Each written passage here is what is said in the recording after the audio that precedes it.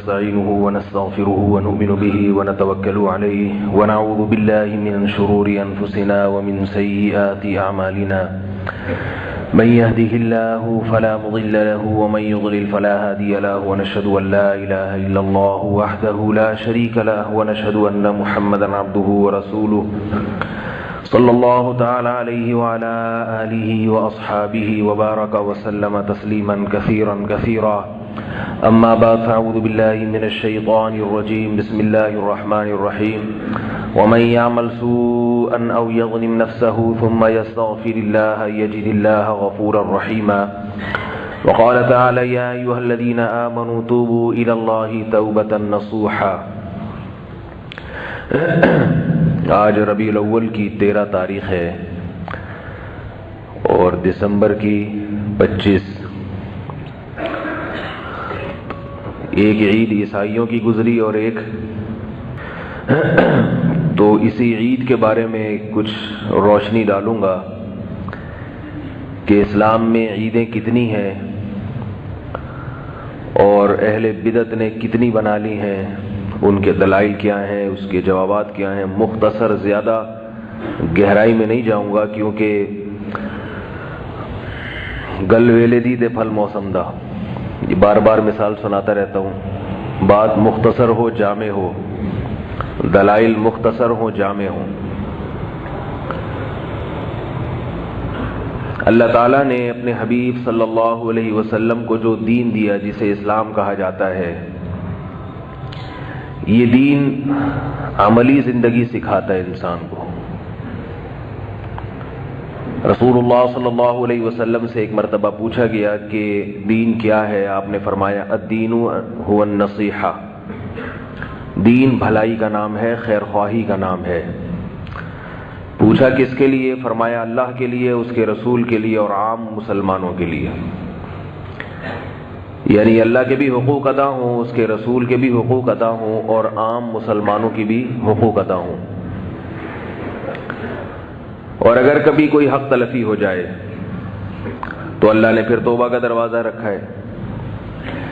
اللہ کے حقوق کیا ہے؟ اللہ تعالیٰ نے جو چیزیں ہم پہ فرض کی ہیں ہم ان کو پورا کریں.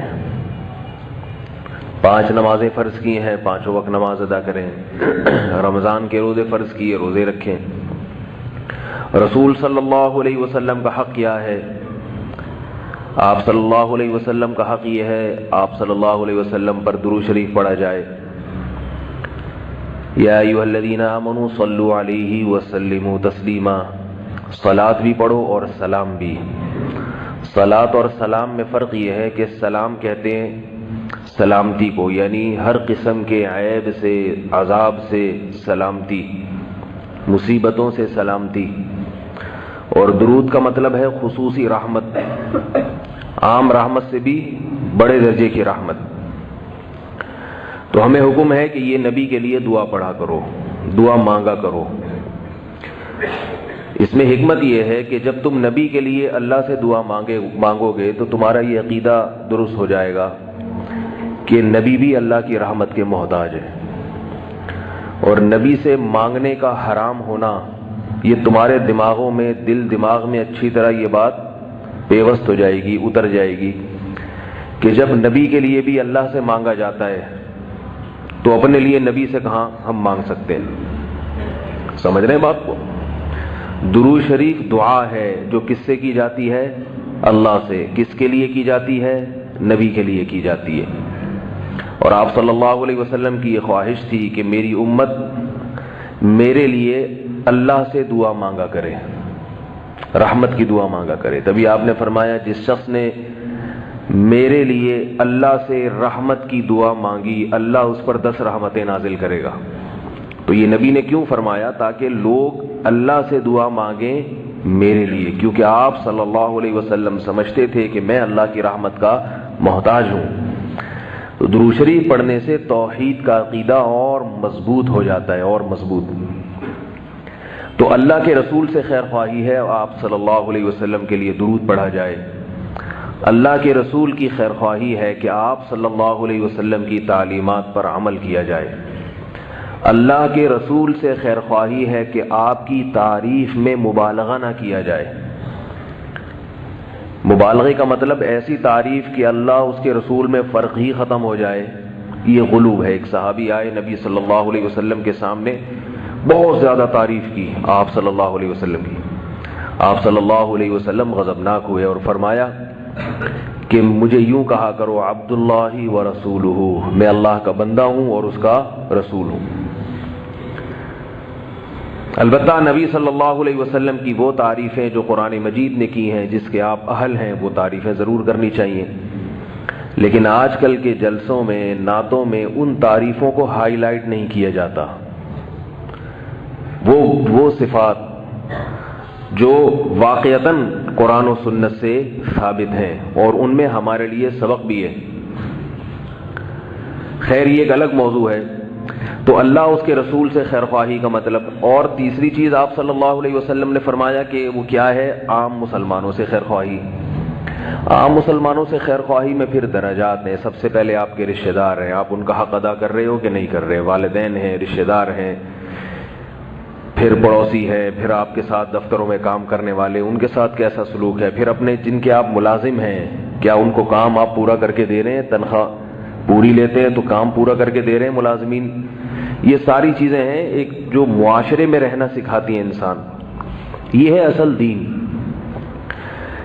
پھر ہمیں ہمارے نبی صلی اللہ علیہ وسلم نے اللہ کے حکم پر 2 عیدیں بھی دی، کیونکہ ہر قوم کا ایک تہوار ہوا کرتا ہے۔ آپ صلی اللہ علیہ وسلم فرمائے لِكُلِّ قَوْمٍ عِيدٌ، ہر قوم کے لیے ایک عید کا دن ہوتا ہے۔ وَلَنَا عِيدان، اور ہمارے لیے کتنے ہیں؟ 2۔ تو دیکھو بھائی، نبی صلی اللہ علیہ وسلم نے ہر قوم کے لیے ایک عید، اور ہمارے لیے عیسائیوں کی کرسمس کتنی ہوتی ہے؟ 1۔ یہودیوں کا ایک تہوار، ہندوؤں کا ایک تہوار، مسلمانوں کے 2۔ اب اس میں تیسرے کی ایڈیشن کی ضرورت نہیں۔ یہ بالکل ایسا ہی ہے جیسے ہمیں نمازیں کتنی دی گئیں؟ 5۔ اگر کوئی کہے نمازیں 6 ہیں تو بتاؤ یہ دین میں اضافہ ہو گیا کہ نہیں ہو گیا؟ اللہ کے نبی 5 دے کے گئے، آپ نے 6 بھی بڑھا دی ہے بھائی۔ 5 عیدیں دی ہیں یا 6 دی ہیں؟ 5 نمازیں دی ہیں یا 6؟ 5 نمازیں۔ اب امام صاحب نے اشراق کے وقت بھی جماعت سے نماز شروع کر دی۔ 1 رکعت میں ہمیں کتنے سجدے دیے نبی صلی اللہ علیہ وسلم نے؟ 2 سجدے۔ اب ہم کہیں نہیں، نبی نے 2 دیے، ہم تیسرا بھی بنائیں گے۔ تو یہ اچھا کام ہوگا برا کام ہوگا، کسی پہ طنز مقصد نہیں ہے۔ بہت سے لوگ نبی کے عشق اور محبت میں کر رہے ہیں، لیکن یاد رکھو یہ عشق اور محبت خدا کی قسم قیامت کے دن گلے پڑ جائے گا، گلے پڑ جائے گا۔ یہ عشق اور محبت میں حدود سے تجاوز مت کرو۔ عیسائیوں نے حضرت عیسیٰ سے عشق میں تجاوز کیا، جہنم کی آگ کے مستحق ٹھہرے، جہنم کی آگ کے۔ عیسائی حضرت عیسیٰ سے محبت کرتے ہیں، اس میں کوئی شبہ نہیں ہے۔ مجھ سے بہت سے لوگ کہتے ہیں کہ آج کل کے بدعتی نبی سے محبت نہیں کرتے۔ میں نے کہا کرتے ہیں، یہ غلط ہے۔ ممکن ہے آپ سے زیادہ کرتے ہوں، مگر یہ محبت قیامت کے دن قبول نہیں ہوگی۔ محبت کرنے کے آداب ہیں۔ کیا عیسائی حضرت عیسیٰ سے محبت نہیں کرتے؟ یقیناً کرتے ہیں، مگر یہ محبت مقبول نہیں ہے، کیونکہ حضرت عیسیٰ علیہ السلام کے معجزوں کو دیکھ کر عیسائی یہ سمجھے کہ حضرت عیسیٰ کے پاس بھی خدائی طاقتیں ہیں، حالانکہ معجزہ اللہ کی طاقت کی دلیل ہوتی ہے، پیغمبر کی طاقت کی دلیل نہیں ہوتی۔ معجزہ تو اللہ ظاہر کرتے ہیں، ہاتھ پیغمبر کا ہوتا ہے۔ معجزے میں پیغمبر کے ارادے تصرف کا قطعاً کوئی دخل نہیں ہوتا۔ جو یہ سمجھتا ہے کہ معجزہ پیغمبر کے ارادے اور پیغمبر نے اپنی قوت سے کیا ہے، وہ اسلام سے خارج ہے، کیونکہ پیغمبروں کو اسباب سے ہٹ کے کچھ بھی کرنے کی طاقت نہیں ہوتی، اور نہ اللہ یہ طاقت پیغمبروں کو دیتے ہیں۔ اب افسوس اس پر ہوتا ہے، لوگ ان باتوں کو بھی اختلافی باتیں کہتے ہیں۔ بھائی یہ تو کلمے کا حصہ ہے۔ میں ایک چھوٹا سا واقعہ سناتا ہوں، کئی بار پہلے بھی سنایا ہے، یہ میرے بیان کی تمہید سمجھ لیں آپ، جو یہ واقعہ بتا رہا ہوں۔ لوگ کہتے ہیں نہیں ادھر جاؤ، وہ چینل والوں کے پاس جاؤ، وہ اپنی طرف گھسیٹ رہا ہے، ادھر وائٹ والوں کے پاس آؤ، یہ اپنی طرف گھسیٹ رہے ہیں۔ یہ کیا ہے؟ مولوی لڑا رہے ہیں آپس میں۔ میرے بھائی مولوی لوگ لڑا رہے ہیں، بعض لڑا رہے ہوتے ہیں اور بعض اس لڑائی میں بچاؤ کا کام کر رہے ہوتے ہیں۔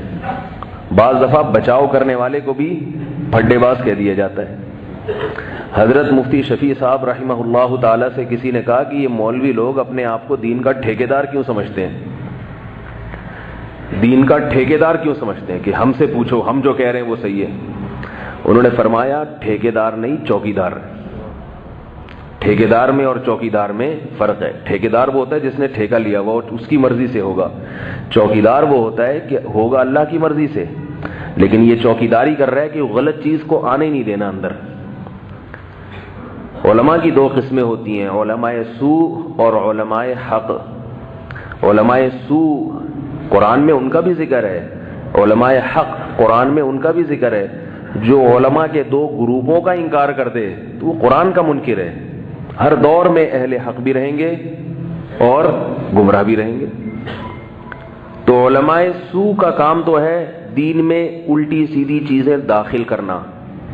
جیسے کمپنی میں کوئی یا ڈیفنس کا کوئی ادارہ ہے، فوج کا حساس ادارہ ہے، اس میں ہر ایک کو گھسنے کی اجازت نہیں ہوتی۔ اس میں کچھ ایجنسی کے لوگ ہوتے ہیں، کچھ چوکیدار ہوتے ہیں، وہ کارڈ چیک کرتے ہیں، ہاں بھائی یہ آ سکتا ہے، یہ نہیں آ سکتا۔ کوئی کیسا سوٹ بوٹ پہن کے کتنی اچھی کوٹ اور ٹائی بلکہ فوجی وردی پہن کے پہنچ جائے ڈیفنس کے ایریے میں، چوکیدار جو ہوگا نا وہ دیکھے گا کہ اس کے پاس فوج کا کارڈ ہے یا نہیں۔ وہ وردی کو نہیں دیکھے گا، وہ اس کی ٹوپی اور اس کے جوتوں کو نہیں دیکھے، وہ کہے گا کہ جتنے بھی دہشت گردی کی کارروائیاں ہوتی ہیں وہ دہشت گرد وہی لباس استعمال کرتے ہیں۔ لباس نہیں چلے گا، لباس کے ساتھ ساتھ کارڈ بھی ہوگا، انگوٹھا لگایا جائے گا، دیکھا جائے گا یہ انگوٹھا میچ کر رہا ہے کہ نہیں کر رہا۔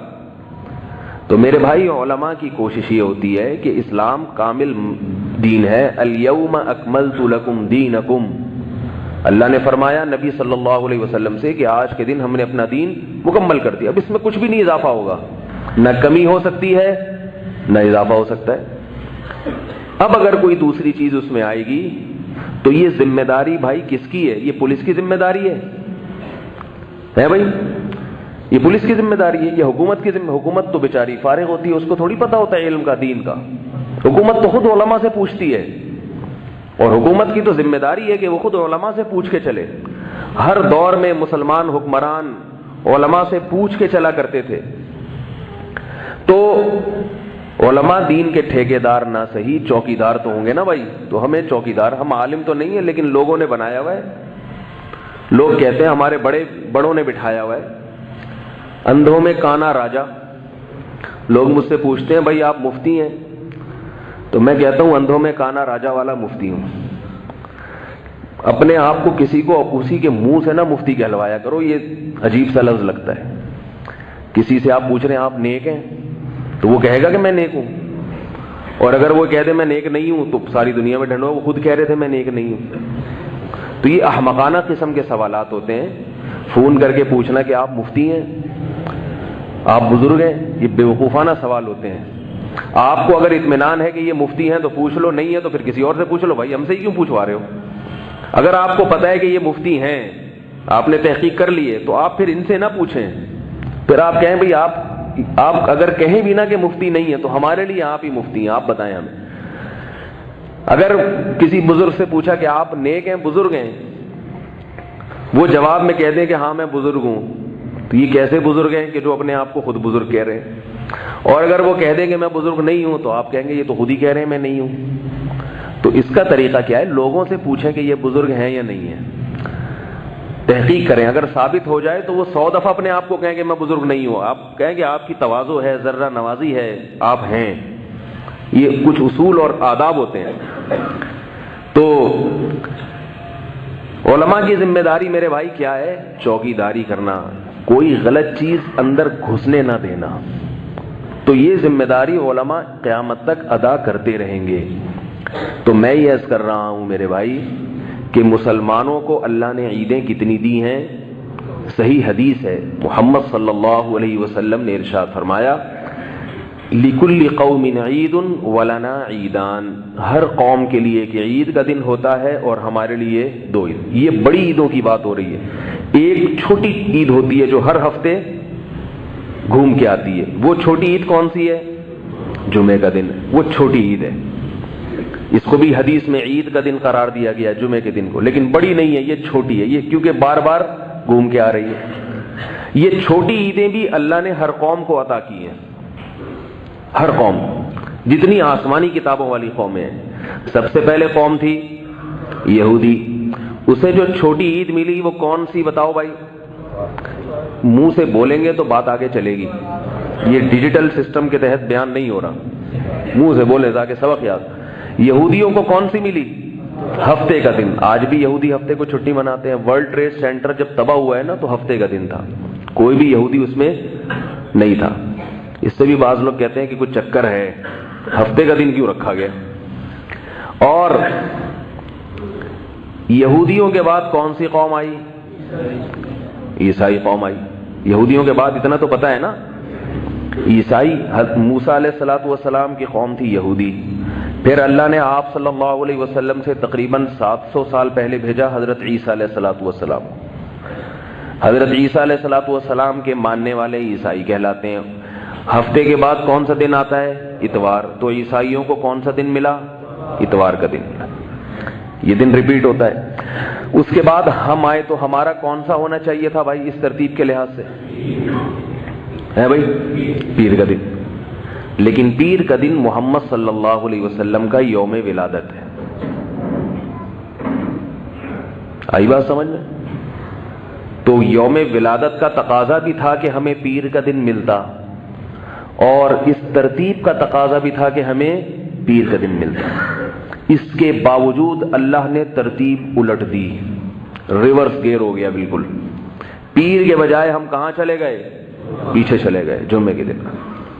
شاید اس میں یہ حکمت تھی کہ نبی کا یوم ولادت کو عید نہ سمجھو۔ آئی بات سمجھ میں؟ لوگ یہ کہہ سکتے تھے کہ آپ صلی اللہ علیہ وسلم کی پیدائش چونکہ پیر کے دن ہوئی ہے اس لیے ہمارا جمعہ پیر کے دن ہوا کرے گا۔ منع کر دیا، اسلام کسی کے دن منانے کی اجازت نہیں دیتا۔ یوم ولادت منانا یہ سالگرہ ہے۔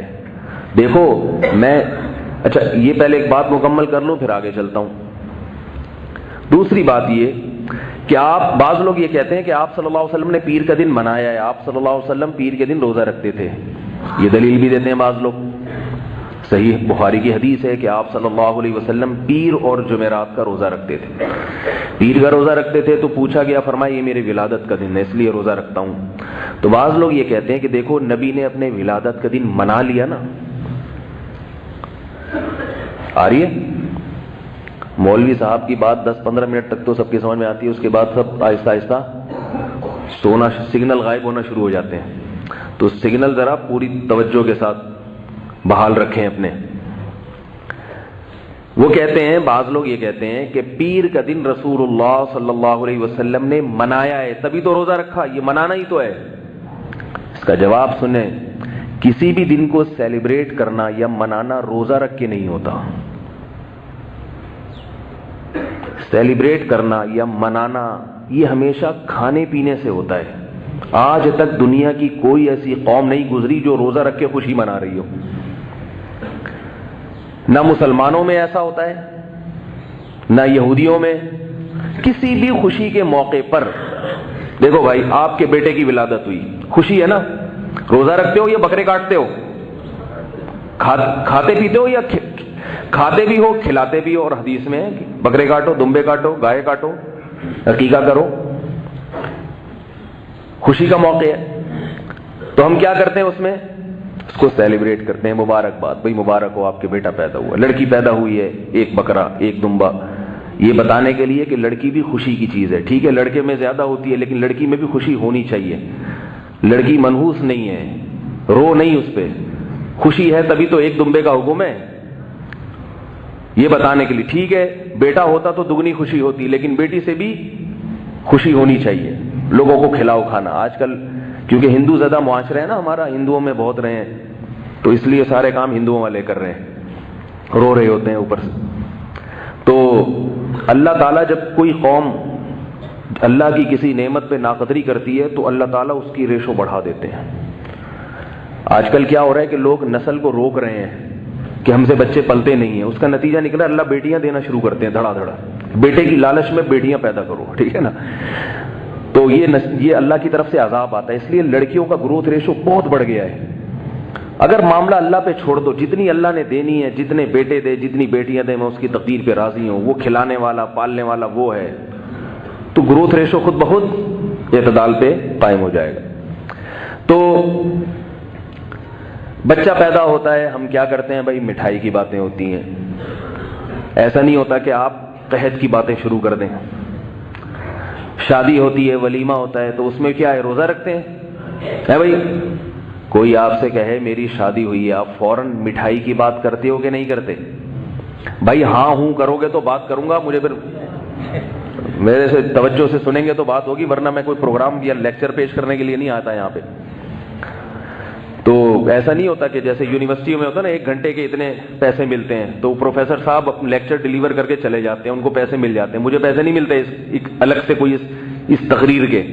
اس لیے بات سنیں گے, سمجھیں گے تو بات کروں گا, نہیں کریں گے تو پھر میں ایک پیپر دے دوں گا, اس کو گھر بیٹھ کے پڑھ لیے گا آپ لوگ. تو سیلیبریٹ کرنا یہ خوشی کے موقع پر ہوتا ہے, اور سیلیبریٹ کرنے کا طریقے میں مٹھائی, کھانا, کیک, یہ سب باتیں ہوتی ہیں. ہم لوگ کے یہاں مٹھائی کا رواج ہے, گوروں کے ہاں کیک پیسٹریوں کا رواج ہے, کیونکہ وہ گورے ہیں بہرحال. ظاہر ہے وہ ہماری طرح تھوڑی ہیں کہ وہ جاہل مٹھائی جلیبی کھا رہے ہیں. تو جلیبی انگریز کی سمجھ میں آج تک آئی نہیں ہے, اس لیے نہیں کھاتا وہ. ایک انگریز جلیبی کی دکان پہ کھڑا تھا, جلیبی اٹھا کے گھور کے دیکھ رہا ہے اس کو. کسی نے جلیبی والے نے پوچھا کیا دیکھ رہا ہے بھائی, لینا ہے؟ لے کہہ رہا ہے میں یہ دیکھ رہا ہوں, اس کی یہ پائپ ہے گھوما ہوا, دونوں طرف سے یہ پائپ کا منہ بند ہے, اس میں شیرہ گھسایا کہاں سے ہے؟ اس پائپ کا منہ دونوں طرف سے بند ہے, اس کے اندر شیرہ گھسایا کہاں سے؟ اس نے کہا کھانا ہے, کھا. یہ ہم لوگ یہ ریسرچ نہیں کرتے, ہم کھاتے ہیں بس. تو ان کی عادت ہے نا ہر چیز میں تحقیق کرنے کی.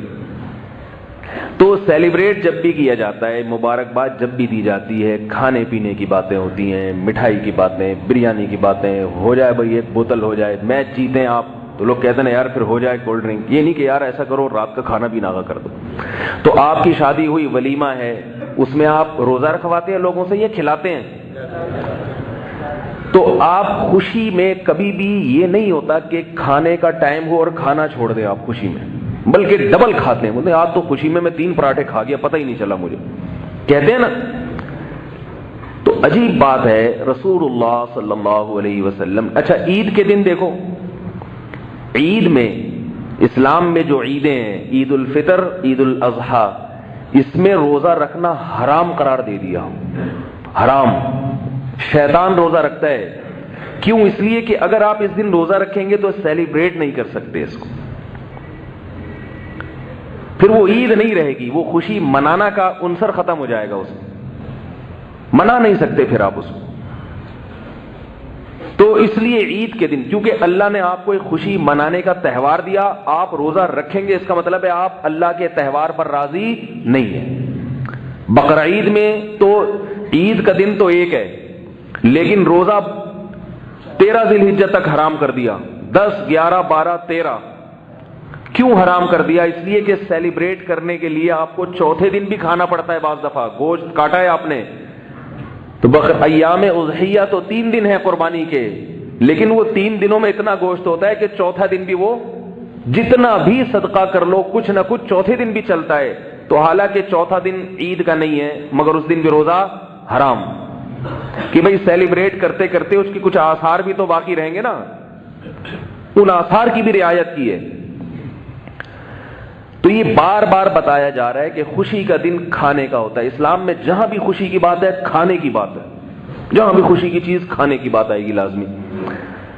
تو اب یہ دیکھو میرے بھائی کہ نبی صلی اللہ علیہ وسلم نے پیر کے دن روزہ رکھ کے بتا دیا کہ آپ اس دن کو سیلیبریٹ نہیں کر سکتے. اس کو منانا نہیں ہے, بلکہ منانے کا اپوزٹ ہے. ایک تو ہوتا ہے نا نارمل حالت میں ہو انسان, تو وہ تو ہم نہ منانا کہیں گے نہ منانا کہیں گے. کیا خیال ہے بھئی؟ آپ ہفتے کے دن کھا رہے ہیں, پی رہے ہیں, آپ کہہ رہے ہیں کہ آج کوئی دن منا رہے ہیں, کہہ رہے نہیں. تو کیا غم منا رہے ہیں؟ کہہ رہے نہیں, غم بھی نہیں منا رہا کیونکہ کھا بھی رہا ہوں میں. غم میں انسان کھانا چھوڑتا ہے, خوشی میں ڈبل کھاتا ہے. تو نہ تو سیلیبریٹ کیا اور نہ آپ نے سیلیبریٹ کا اپوزٹ کیا، یعنی جس دن نارمل روٹین ہے اور جس دن روزہ رکھ لیا اس کا مطلب آپ سیلیبریٹ نہیں کر رہے. میں یہ نہیں کہہ رہا غم منا رہے ہیں آپ، لیکن یہ سیلیبریٹ کی اپوزٹ ہو گئی، یہ منانے کا کیا ہو گیا، الٹ ہو گئی، یہ ضد ہے. تو آپ صلی اللہ علیہ وسلم نے پیر کے دن روزہ رکھ کے یہ بتا دیا کہ نہ صرف یہ کہ یہ سیلیبریٹ نہیں کرنا بلکہ یہ سیلیبریٹ کا الٹ ہے. یہ تو شاید یہ بتانے کے لیے اللہ تعالیٰ کو تو معلوم تھا نا کہ بعد میں ایسے لوگ آئیں گے جو اس کو سیلیبریٹ کریں گے، اس کو منائیں گے، ناچیں گے، گائیں گے، اور وہ اس قادری کے مشہور گانے چلیں گے. نعت کو میں گانا نہیں کہہ رہا، مگر ان کا جو اسٹائل ہے نا محترم کا، وہ گانوں جیسے اسٹائل ہے. تو اس اسٹائل کو کہہ رہا ہوں. تو اللہ کے نبی صلی اللہ علیہ وسلم نے یہ دن روزہ رکھ کے بتا دیا کہ اس کا اسلام میں یوم ولادت منانے کا کوئی تصور نہیں ہے، منانے کا کوئی تصور نہیں. ایک بات تو یہ ہو گئی. دوسری بات یہ کہ اسلام میں اور غیر مسلموں میں فرق یہ ہے کہ اسلام کی عیدیں صبح ہوتی ہیں اور غیر مسلموں کی رات کو ہوتی ہیں. اسلام نے صبح اس لیے رکھی کہ رات کے وقت جب عید منائی جاتی ہے، رات انسان کو گناہوں کی طرف دھکیلتی ہے، کیونکہ چراغاں رات کو ہو سکتا ہے، دن میں چراغاں ممکن نہیں ہے. آ رہی ہے بات سمجھ میں؟ دن میں آتش بازی ممکن نہیں ہے کیونکہ سورج کی روشنی ہر قسم کی ہری بتیوں، کیا لال بتیاں، جو بھی بتیاں ہوں، وہ سورج کی روشنی میں کوئی بتی نہیں رہتی. اور رات کے وقت بتیاں جلتی ہوئی نظر آتی ہیں. اسلام نے عید الفطر بھی صبح کو دی اور عید الاضحیٰ بھی صبح کو. یہاں تک کہ فقہاء نے لکھا ہے کہ عید الاضحیٰ کے دن مغرب کے بعد جانور کاٹنا مکروہ ہے، کیونکہ سیلیبریٹ کرنا ہے تو دن کی روشنی میں، شاعر اسلام کا اظہار کرنا ہے تو دن کی روشنی میں. تو کیا اصول پتہ چلا؟ اسلام ہمیں کب عید منانے کا حکم دیتا ہے؟ صبح صبح. جتنی عیدیں ہیں صبح کے ٹائم پہ ہیں. جمعے کا دن دیکھ لو، جمعہ بھی عید ہے نا. اچھا، روزے سے یاد آیا کہ جمعہ کے دن بھی رسول، کیونکہ عید کا تصور ہے، اس لیے آپ صلی اللہ علیہ وسلم نے صحیح بخاری کی حدیث میں فرمایا لا تختصوا یوم الجمعۃ بصوم، جمعے کا دن روزے کے ساتھ خاص مت کرو. کیونکہ بعض یہ ہو سکتا تھا کہ جمعے کے دن بڑا دن ہے تو بعض لوگ یہ سوچ کے روزہ رکھیں گے کہ آج جمعہ ہے تو زیادہ ثواب ملے گا. آپ نے فرمایا نہیں، منع کر دیا. اسی لیے علماء کہتے ہیں کہ خاص جمعے کے دن کو بنیاد بنا کے روزہ رکھنا جائز نہیں ہے. لیکن چونکہ یہ چھوٹی عید ہے اس لیے روزہ حرام نہیں بلکہ مکروہ ہے، کیونکہ بڑی عید میں تو حرام ہے اور جمعے کے دن کیا ہے؟ مکروہ ہے. ہاں اگر کسی کا پہلے سے روزہ رکھتا آ رہا ہے، جیسے ایام 20 کے روزے رکھتا ہے کوئی، تو اس میں جمعہ آ گیا تو ایک الگ بات ہے، وہ ایام 20 کے روزے کہلائیں گے، جمعے کا روزہ نہیں کہلائے گا. یا کسی کی چھٹی جمعے کو ہوتی ہے، اس کو روزہ جمعے کے دن آسان لگتا ہے اس لیے رکھ رہا ہے، وہ جمعے کی وجہ سے نہیں رکھ رہا بلکہ وہ اس لیے کہ میری چھٹی ہے اس لیے رکھ رہا ہے، وہ ایک الگ چیز ہے. اسپیشل جمعے کو بنیاد بنا کے روزہ رکھنا جائز نہیں ہے. اس سے بھی پتہ چلتا ہے کہ جمعے کا دن چونکہ عید ہے نا، عید ہے، اس لیے اس میں بھی روزہ رکھنا منع کر دیا. تو اس سے پتہ چلا کہ جو عید ہے اس میں روزہ نہیں ہو سکتا. تو آپ صلی اللہ علیہ وسلم نے پیر کے دن روزہ رکھ کے بتا دیا کہ یہ عید نہیں ہو سکتا، یوم ولادت عید نہیں ہو سکتا. جمعے کے دن خطبہ ہوتا ہے، 2 رکعتیں ہوتی ہیں. عید الفطر میں بھی خطبہ ہوتا ہے، 2 رکعتیں ہوتی ہیں. عید الاضحیٰ میں بھی خطبہ ہوتا ہے، 2 رکعتیں ہوتی ہیں. عید کی نماز کے لیے بھی اجتماع ضروری ہے. 1-2 آدمی نہیں پڑھ سکتے عید کی نماز، جبکہ عام جماعت میں 1-2 آدمی بھی پڑھ لیتے ہیں.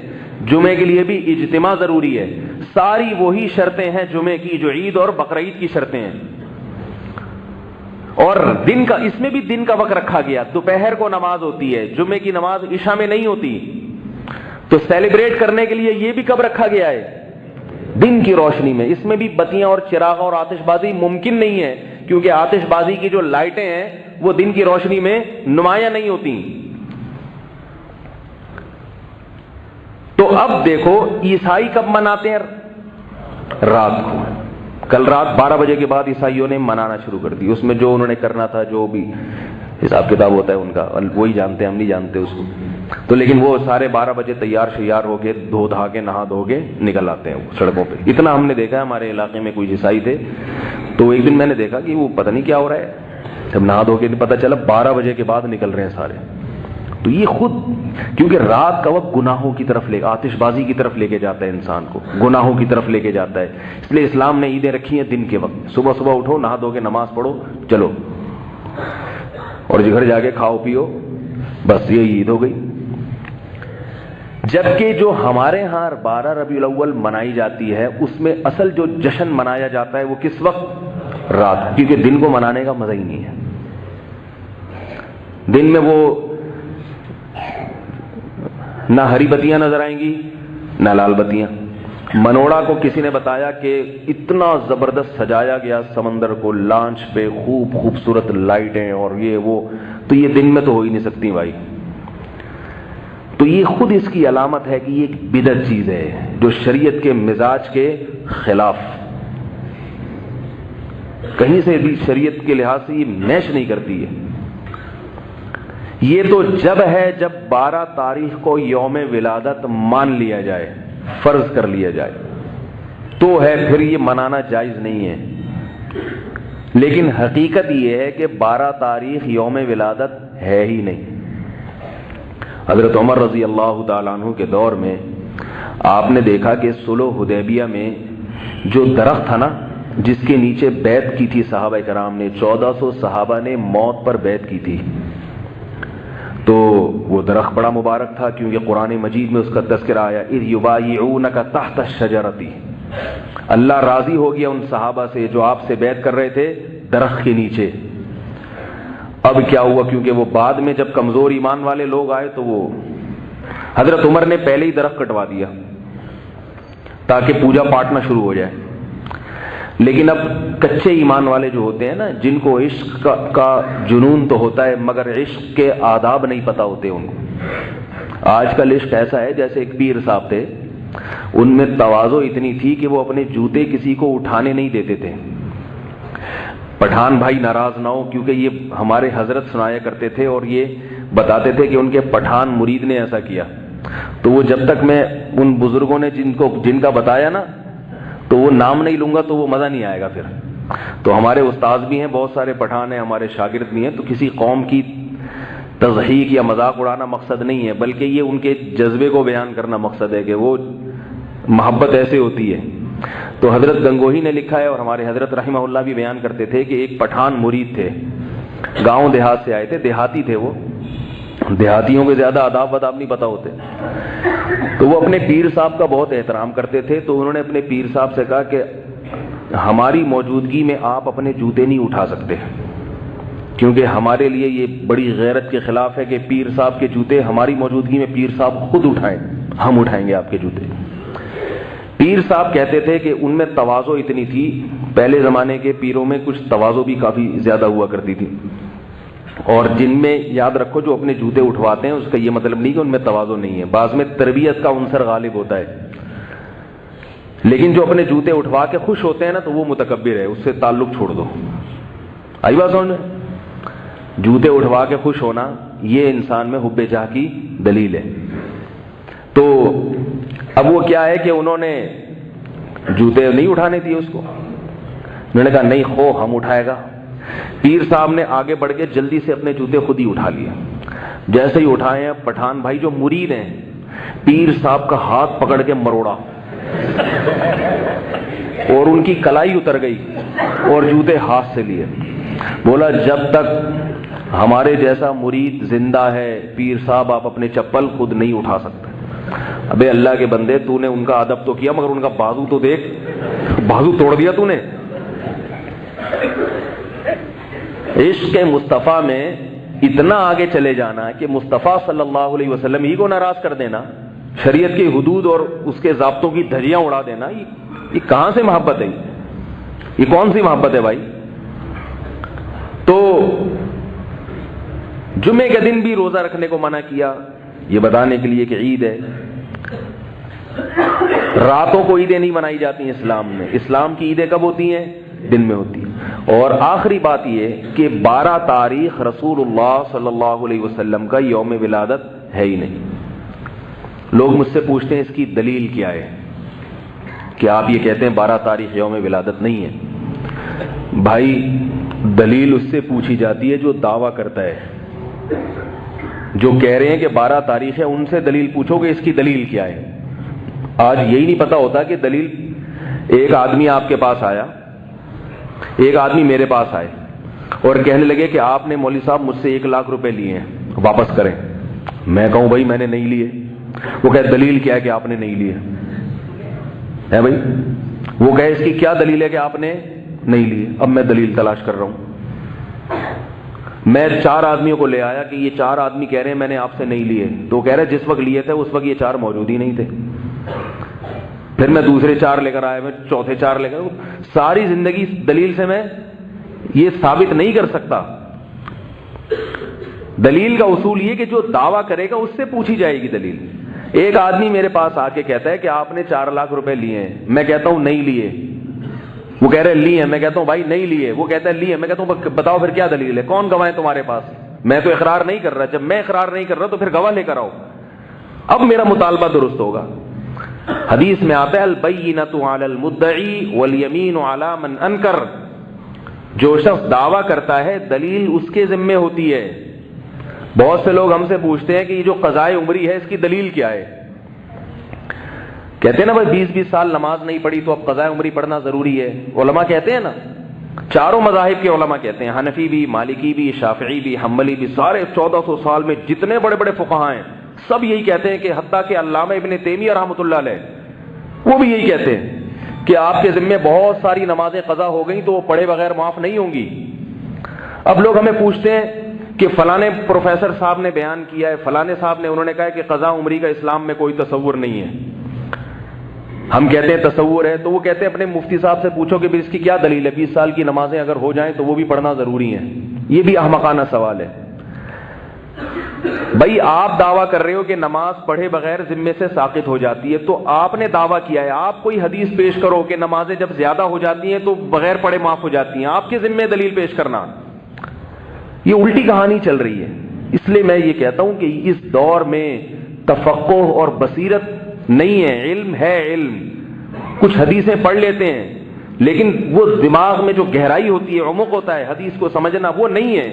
اسی لیے ہم کہتے ہیں بھائی ان لوگوں کو چھوڑو, ان مجتہدین کے پیچھے چلو, ائمہ اربعہ کے پیچھے چلو جن کو اللہ نے اجتہادی صلاحیتیں دی تھی, ان کے پیچھے چلو.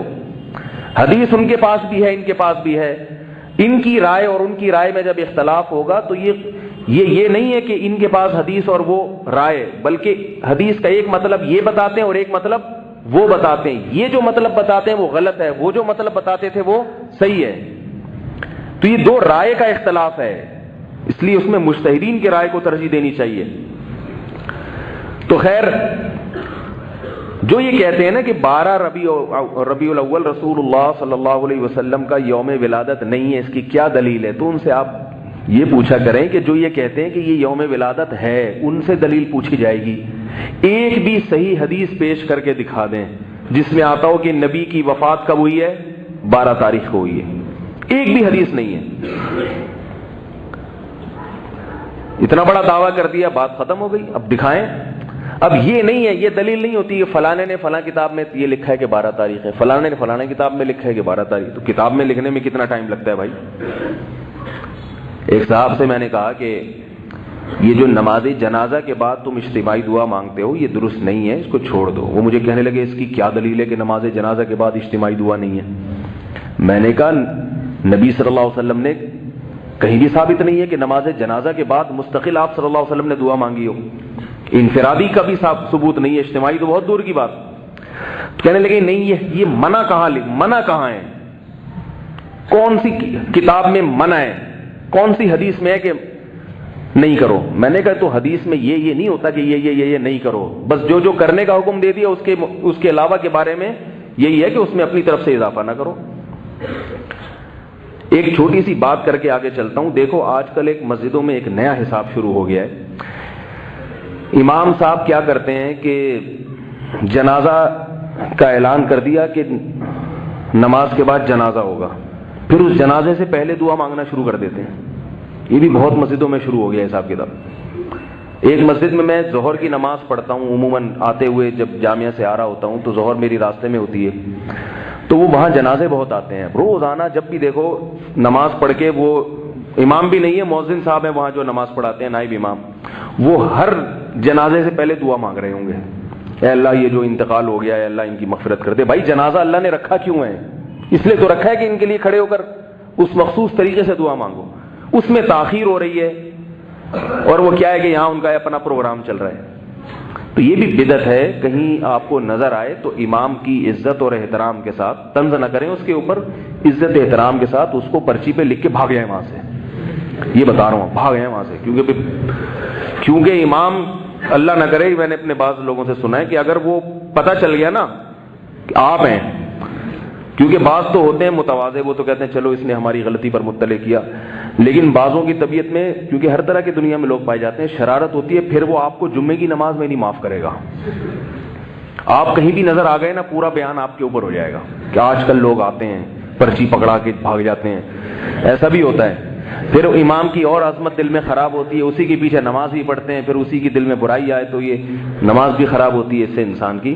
تو اس لیے ہمارے حضرت مفتی رشید احمد صاحب رحمہ اللہ فرماتے تھے کہ امام کو کسی غلطی پر متنبع کرنا ہو، پہلے تو علماء سے پوچھ لو کہ یہ غلطی ہے بھی یا نہیں ہے، ایسا نہ ہو آپ ہی غلطی پر ہو۔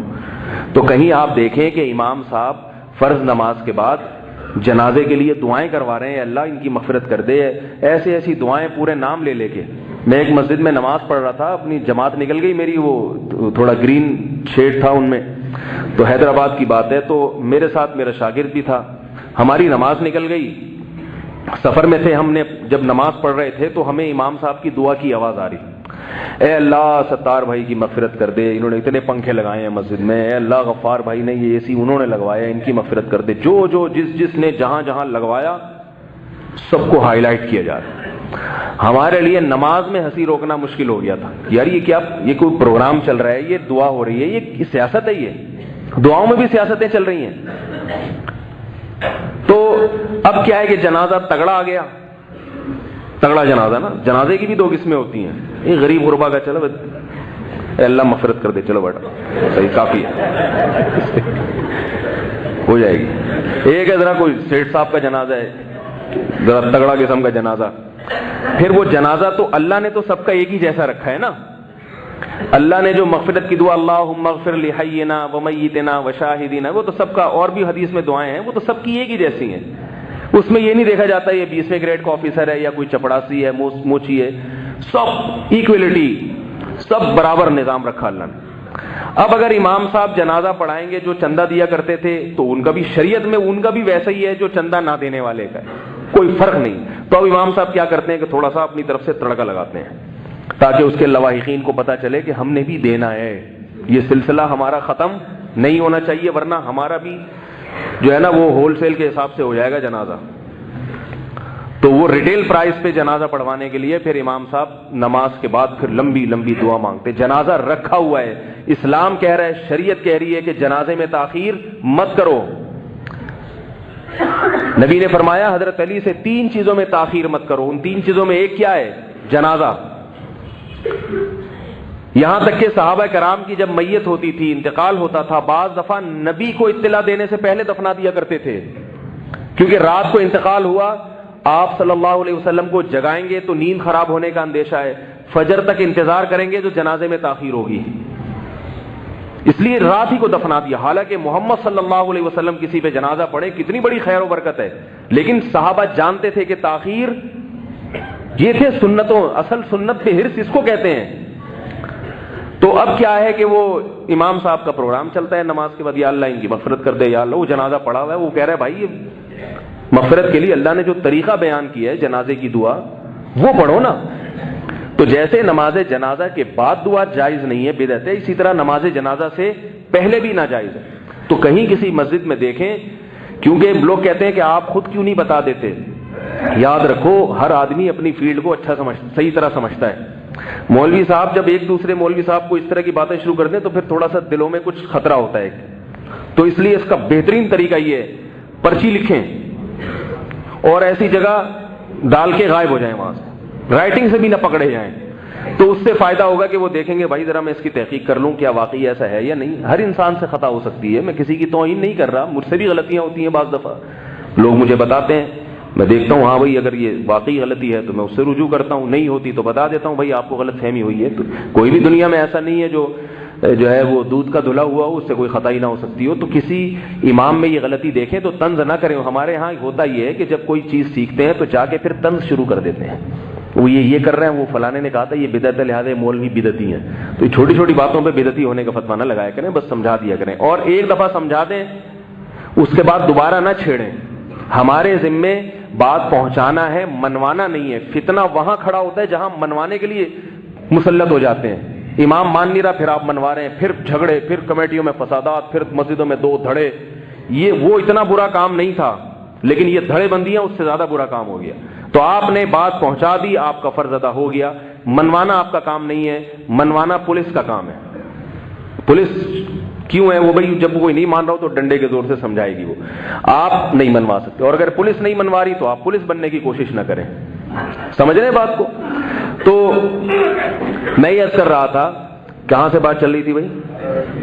نہیں 12 ربیع الاول رسول اللہ صلی اللہ علیہ وسلم کی تاریخ پیدائش نہیں ہے۔ اگر کوئی کہتا ہے تو کوئی ایک حدیث پیش کرے، صحیح حدیث ہو، یہ نہ ہو کہ فلانے نے لکھا ہے تو فلانے نے لکھا ہے تو ڈمکانے نے لکھا ہے۔ تو وہ میں جنازے کی بات کر رہا تھا نا، جنازے کے بعد دعا کے بارے میں بار بار کہہ رہے تھے کہ کسی نے لکھا ہے کہ ناجائز ہے؟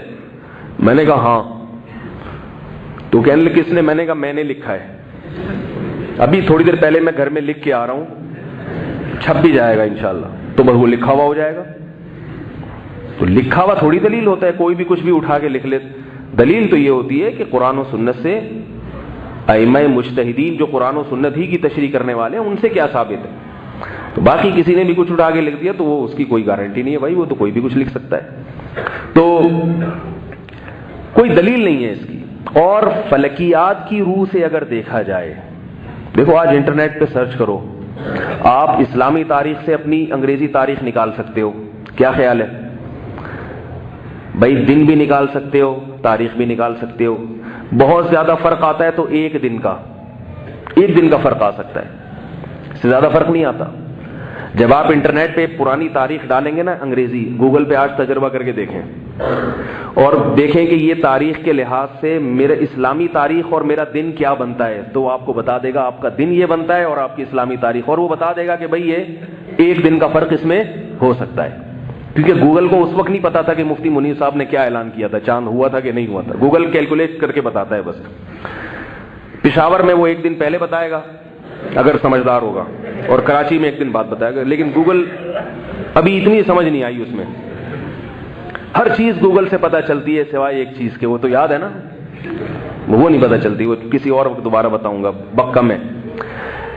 تو آپ گوگل پہ سرچ کریں 12 ربیع الاول رسول اللہ صلی اللہ علیہ وسلم کی جو عیسوی تاریخ پیدائش ہے، نبی صلی اللہ علیہ وسلم نے حجۃ الوداع جو کیا ہے وہ دن پر پورا اجماع ہے کہ وہ 9 ذی الحجہ تھی، اور دن کون سا تھا؟ جمعے کا، 9 ذی الحجہ جمعے کا دن، اور اگلے سال ربیع الاول میں آپ صلی اللہ علیہ وسلم کا انتقال ہوا پیر کے دن۔ کوئی ریاضی دان ذرا کیلکولیٹ کر کے دیکھے کہ جس سال آپ صلی اللہ علیہ وسلم کا انتقال ہوا اس سال 9 ذی الحجہ پڑ رہی تھی، جمعے کا دن۔ خیر اس سے تو وفات کا پتہ چلے گا، وفات کا، ولادت کا بھی اسی طرح کیلکولیٹ کیا جا سکتا ہے، یہ تو وفات کا پتہ چلے گا، اگلے سال وفات ہوئی ہے نا آپ کی، تو جس سال آپ صلی اللہ علیہ وسلم کی ولادت ہوئی ہے اس سال آپ صلی اللہ علیہ وسلم وہ جو ولادت ہوئی پیر کا دن تھا، اور اس پر بھی اتفاق ہے کہ مہینہ ربیع الاول کا تھا۔ تو آپ ذرا کیلکولیٹ کر کے یا کسی ریاضی دان سے دیکھیے، پوچھئے کہ کیا ربیع الاول میں 12 تاریخ کو اس سال پیر کا دن بیٹھ رہا ہے کہ نہیں بیٹھ رہا، تو وہ آپ کو بتائے گا کہ میچ ہی نہیں ہو رہی ہے، بلکہ پیر کا دن یا تو 8 تاریخ کو بیٹھ رہا ہے یا 9 ربیع الاول کو بیٹھ رہا ہے۔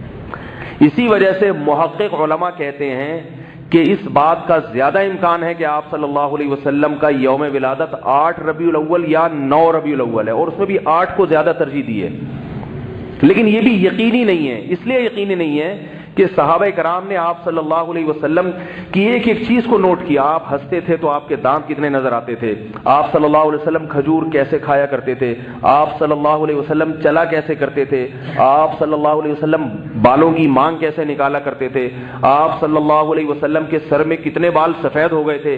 ایک ایک چیز نوٹ کی اور آگے امت کو بتائی. تو سوچئے کہ یوم ولادت اور یوم وفات نہ یا تو نوٹ نہیں کیا, نوٹ کیا تو آگے امت کو بتایا نہیں. یہ ہو نہیں سکتا کہ نوٹ نہ کیا ہو, یہ ممکن نہیں ہے. اس لیے کہ چلو ولادت میں تو کہہ سکتے ہیں نوٹ نہیں کیا, وفات کا دن تو معلوم ہونا چاہیے تھا نا.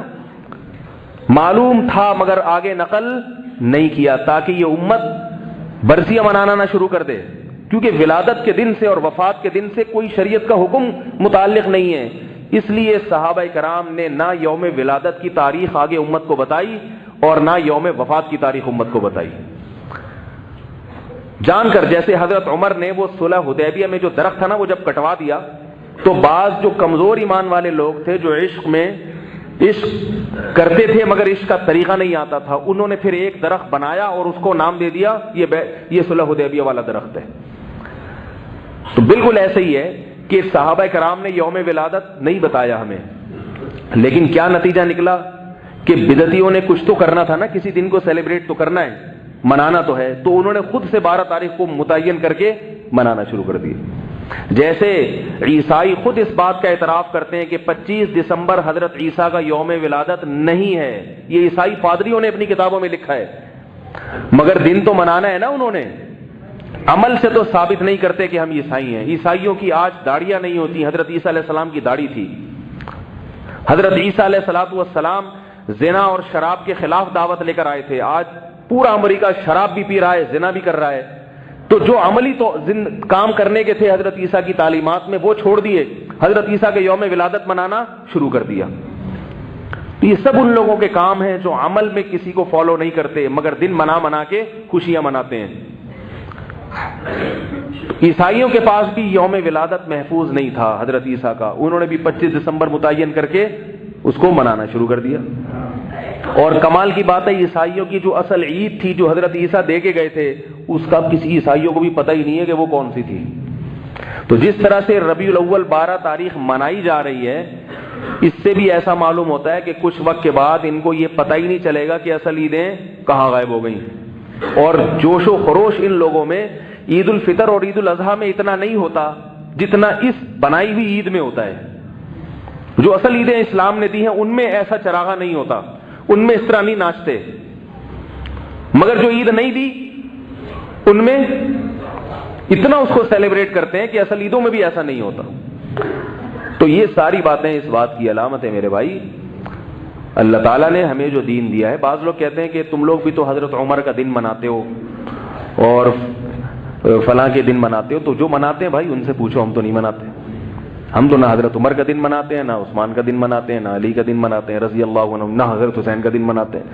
ہم کہتے ہیں حضرت عمر کی تعلیمات کو فالو کرو, حضرت عثمان کی کو فالو کرو, حضرت حسین کو فالو کرو, حضرت علی کو فالو کرو, ان کے دن منانے کی ضرورت نہیں ہے. تو اس لیے اس بارے میں اپنا عقیدہ درست کریں. اور ایک بات یہ کہ دیکھو بھائی, یہ وقت ذرا مجھے بتائیں, یہ گھڑی تھوڑی آ گیا ہے, کیا ٹائم ہو رہا ہے؟ 35 ہو رہے ہیں. اب اس دن کیا ہوتا ہے کہ بہت سارے لوگ منانے کے مختلف اسٹائل ہیں لوگوں کے. کچھ تو بریک ڈانس پہ آ جاتے ہیں, نبی کی یاد میں ناچ رہے ہیں, باقاعدہ ڈانس ہو رہا ہے, اتنی بڑی بڑی داڑیاں اور پگڑیاں پہن کے ناچ رہے ہیں. کچھ رو رہے ہیں نبی کی یاد میں, ایسا رو رہے ہیں خاص طور پہ جب کیمرہ سامنے آتا ہے تو بہت زیادہ روتے ہیں, پھر وہ بہت زیادہ روتے ہیں. رونا دھونا یہ تنہائی میں اچھا لگتا ہے, مجمع میں رونا دھونا. ہمارے حضرت ایک شعر پڑھا کرتے تھے, اہل اللہ کی عادت کیا ہوتی ہے, دن گزارے ساز میں, راتیں گزاری سوز میں, عمر بھر ہم دن میں بلبل شب میں پروانہ رہے. دن گزاری ساز میں, ساز کا مطلب خوش و خرم, راتیں سوز و گداز غم میں. یہ اہل اللہ کی عادت ہے, لوگوں کے سامنے مسکراتے چہروں سے. اور تنہائیوں میں اللہ کے سامنے رونے والے. دن گزارے ساز میں، راتیں گزاری سوز میں، عمر بھر ہم دن میں بلبل کی طرح چہکتے ہیں خوش و خرم، شب میں پروانے کی طرح آگ کے گرد. جیسے پروانے کی صرف ایک چیز ہوتی ہے، آگ مل جائے، جل جائے گا آگ میں. تو اہل اللہ کیا کرتے ہیں؟ تنہائیوں میں پروانے کی طرح اللہ کی ذات کے گرد گھومتے ہیں. وہ جو مجمع میں زیادہ رو رہا ہے تنہائیوں میں نہیں روتا، وہ فراڈی ہے، 2 نمبر ہے. آ رہی ہے بات سمجھ گئے نا کون مراد ہے؟ مجمع میں. اور یاد رکھو جو تنہائی میں ذکر نہیں کرتا، مجمع میں بیٹھ کے چیختا رہتا ہے ذکر اللہ، وہ بھی بدعتی ہے. حضرت عبداللہ ابن عباس رضی اللہ تعالی عنہ نے آخری عمر میں کچھ لوگوں کو مسجد میں زور سے ذکر کرتے ہوئے سنا. جتھا بنا کے بیٹھے ہوئے تھے، ذکر کر رہے تھے، ہوا لگے ہوئے تھے. حضرت عبداللہ بن عباس نابینا ہو گئے تھے. فرمائے کس کی آوازیں آ رہی ہیں؟ کہا ذکر کر رہے ہیں کچھ لوگ. خادم سے کہا پتھر اٹھا کے دو. اٹھا کے مارا ان کو. بولا ابھی رسول اللہ صلی اللہ علیہ وسلم کا انتقال ہوا ہے اور انہوں نے یہ بدعتیں شروع کر دی، ہم نے نبی کے وقت میں یہ بدعت نہیں دیکھی. اسپیکر آن کر کے ذکر ہو رہے ہیں. بھئی اللہ کو یاد کر رہے ہو یا پبلک کو پریشان کر رہے ہو؟ اللہ کو یاد کرو، تنہائی میں بیٹھ کے اللہ کا ذکر کرو. مسجد کے کونے میں بیٹھ جاؤ، جتنا مرضی ذکر کرنا ہے کرو. کس نے منع کیا؟ آج بعض مسجدوں میں کیا ہوتا ہے کہ وہ خاص طور پہ رمضان کی آخری راتوں میں وہ سارے جتھے بنا کے پورے محلے والے بیٹھے تھے، ہو ہا ذکر ہو رہے ہیں. کیا ہے یہ کون سا طریقہ ہے ذکر کا؟ بھائی کوئی غیر مسلم یہ منظر دیکھ کے اسلام قبول کرے گا؟ دیکھو نماز کو دیکھ کے بہت سے غیر مسلموں نے اسلام قبول کیا، اتنی خوبصورت عبادت ہے. روزے کو دیکھ کے بہت سے غیر مسلموں نے اسلام قبول کیا، مگر یہ اس طرح مسٹنڈوں کی طرح بیٹھا ہوگا نا، ہو ہا کر رہا ہوگا، وہ کہے گا یہ بھی کچھ ہمارے یہاں کچھ ہوتے ہیں دیوانے، یہ بھی وہی ہیں. جو سنت طریقہ ہے اور جو صوفیاء کرام بعض دفعہ ضربیں بتاتے ہیں کہ اللہ ہو کی ضربیں لگائی جائیں، وہ ضربیں بذات خود مقصود نہیں ہوتی ہیں. وہ کیا ہوتا ہے، اللہ کا نام دل میں بٹھانے کے لیے ایک مشق کرائی جاتی ہے، اس کو سنت نہیں سمجھا جاتا. تو جب وہ قرار نصیب ہوتا ہے تو وہ چھڑوا دیتے ہیں.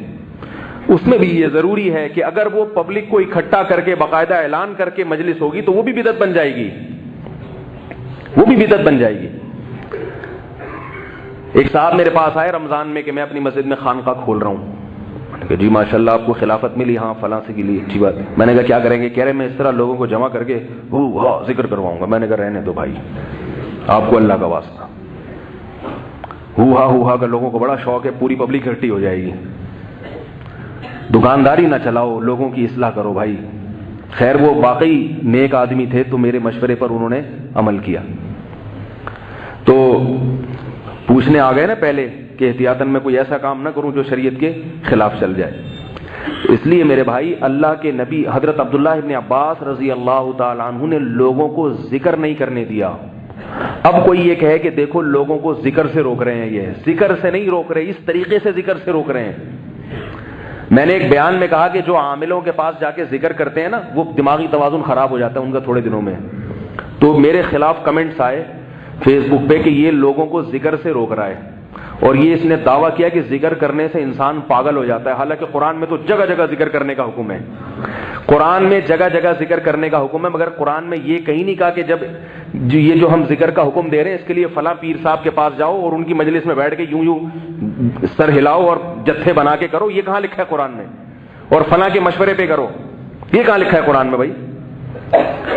تو یہ جو روحانی پیر ہیں ان کی بات کر رہا ہوں، روحانی علاج والے پیر جو ہمارے مشائخ بزرگ ہیں، وہ جو ذکر بتاتے ہیں وہ تو ہر ایک کی حالت کو دیکھ کے کہ بھئی یہ اس کو اس ذکر سے فائدہ ہوگا، اس میں اللہ کی محبت آئے گی، اس کو اس ذکر سے اللہ کی محبت. وہ جن چڑیل بھگانے کے لیے نہیں ہوتے، وہ اللہ کی محبت پیدا کرنے کے لیے ہوتے ہیں. وہ ہر ایک کے حالات کے لحاظ سے مختلف ہو سکتے ہیں، لیکن یہ جو جنات بھگانے والے لوگ جو ذکر کراتے ہیں یہ سب دماغی توازن کی خرابی ہے.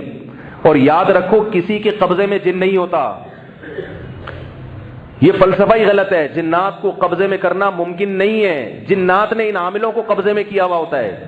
یہ بات قرآن سے ثابت ہے، یہ میرا موضوع نہیں ہے، میں پھر کسی اور وقت بتاؤں گا انشاءاللہ اس پر. یہ جو لوگ کہتے ہیں نا انہوں نے جنات 10,000 جنات قابو میں، جھوٹ بول رہا ہے، بکواس کر رہا ہے، الو بنا رہا ہے آپ کو. ایک جن بھی اس نے قابو میں نہیں کیا ہوا.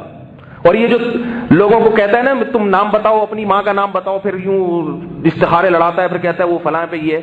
کسی کے باپ کو بھی پتہ نہیں چلتا کہ کسی کی ماں کا نام سے اور باپ کے نام سے کہ کس پر کتنے جنات ہیں. ڈاکٹر آپ کی بیماری بتا سکتا ہے آپ کے نام اور آپ کے ابا کے نام سے؟ یہ بڑے بے غیرت ہوتے ہیں، بے شرم ہوتے ہیں. انہوں نے پہلے سے اس مریض سے تعلقات ہوتے ہیں، ان کو پتا ہوتا ہے وہ کیا کر رہا ہے، تو وہ آپ کو بیوقوف بنا دیتے ہیں اس کے بارے میں. کسی کو نہیں پتا چلتا کہ کس کی اماں کا نام کیا. ابا میرے پاس لوگ بھیجتے ہیں میری امی کا نام، میرے چاچے کا نام، میرے ماں. میں نے کہا پتہ نہیں کیوں بنے چاچے پورے خاندان کا نام. کہہ رہے آپ بتا دیں ہم پہ کس نے کیا کیا ہے. بھائی تو اپنے چاچے کا نام مجھے کیوں بتا رہا ہے، ماموں کا نام مجھے کیوں بتا رہا ہے؟ کہہ رہے آپ بتا دیں. میں نے کہا کوئی بھی نہیں بتا سکتا کس نے کیا کیا ہوا ہے. یہ جھوٹ ہے، لوگوں کو الو بنانے کی باتیں ہیں. بھائی اپنے آپ کو بچاؤ ان بے وقوفوں سے. یہ اپنی بیوی کے بارے میں نہیں بتا سکتے کہ وہ اس وقت کہاں ہیں. ان کی بیویاں گھروں سے بھاگتی ہیں، ان کو تھوڑی پتا ہوتا ہے. جن کی بیویاں بھاگی ہوئی ہیں وہ ان کے پاس جا رہے ہیں کہ میری بیوی کہاں بھاگ کے گئی ہے، ذرا کچھ نکالو. یہ نہیں پوچھتے کہ تیری جو بھاگی ہوئی ہے وہ پکڑائی میں آئی ہے اب تک. بعض دفعہ ان کی باتیں سچ نکل جاتی ہیں، اس سے لوگ دھوکے میں آتے ہیں. یاد رکھو جو عامل کہے نا تمہاری بیوی فلاں جگہ ہے، سمجھ لو کہ یہ اس نے عمل سے نہیں بتایا، اس کے تمہاری بیوی سے تعلقات ہیں. اس کو پتا ہے کہ وہ وہاں بیٹھی ہوئی ہے، وہ یا کسی ایسی عورت سے تعلقات ہیں جو آپ کی بیوی پہ نظر رکھی ہوئی ہے. اس نے پہلے اس کو انفارم کر دیا کہ وہ بھاگنے والی ہے، لہذا جب یہ بندہ آئے گا تو اس کو بتا دینا. جب تم سچ بتاؤ گے یہ تم پر اور اعتماد کر کے تمہارے ہاتھ پاؤں چومنا شروع کر دے گا. سب فراڈ ہے. اور بار بار بتا دوں یہ روحانی والے چاہے دیوبندی ہوں، چاہے بریلوی ہوں، چاہے اہل حدیث ہوں، چاہے کسی بڑے بزرگ کے خلیفہ ہوں، یہ سارے فراڈی ہیں، سارے فراڈی ہیں.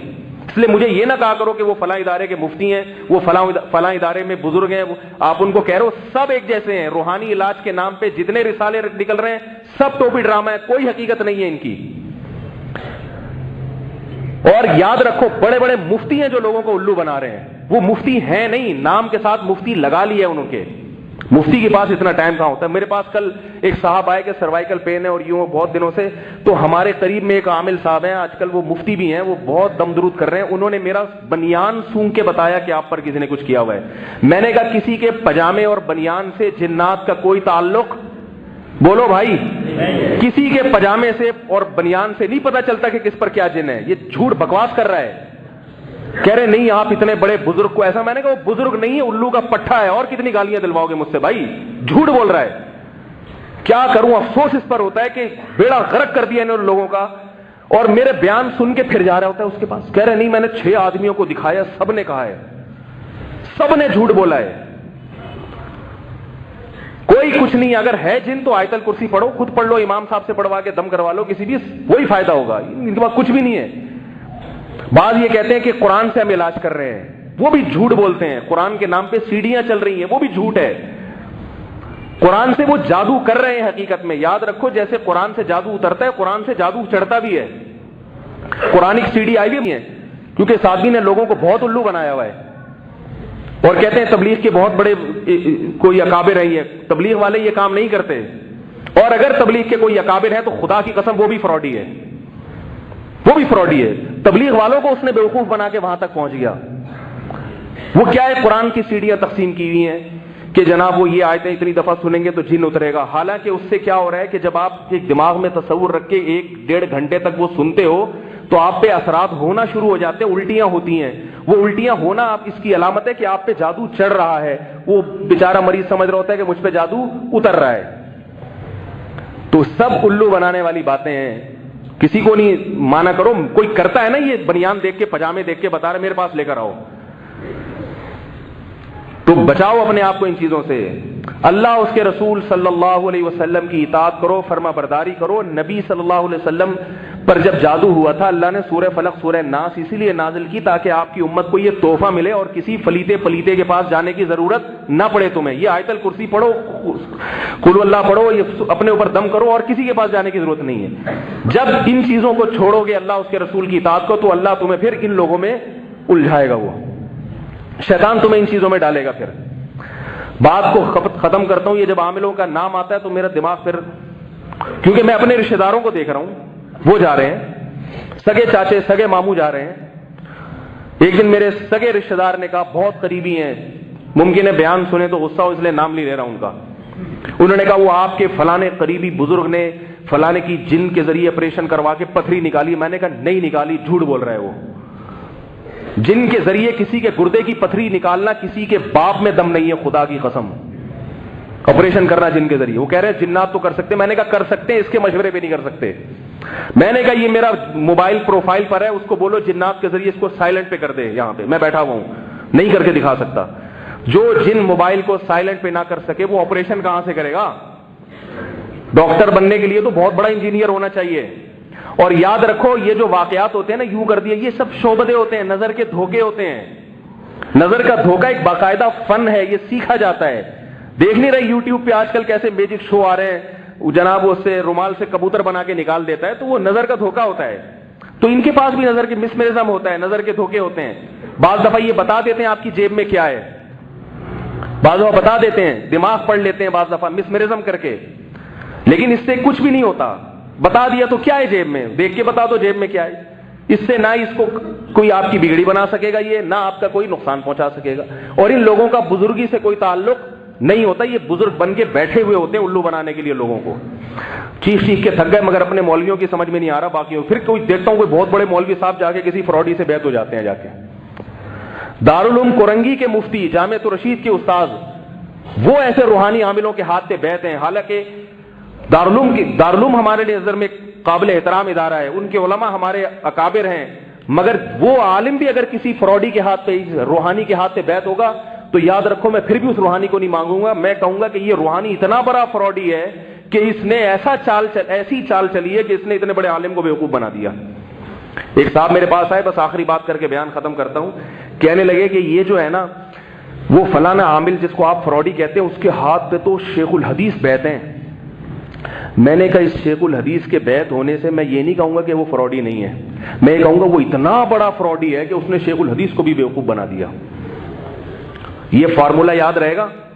جب کسی بڑے بزرگ کو دیکھو نا اس روحانی کے ہاتھ میں بیعت ہو رہا ہے, جو تمہیں بیٹھ کے ذکر کرا رہا ہے اور کہہ رہے اس سے تمہارے جنہ اور سارے مسائل حل ہو جائیں گے, جو تمہیں ذکر کرا رہا ہے نا اللہ کی محبت پیدا کرانے کے لیے, بس وہ تو اللہ والا ہے.